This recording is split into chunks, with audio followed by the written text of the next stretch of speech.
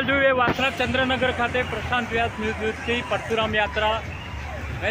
આપ જાણો છો પરશુરામ સરકાર, જય પરશુરામ.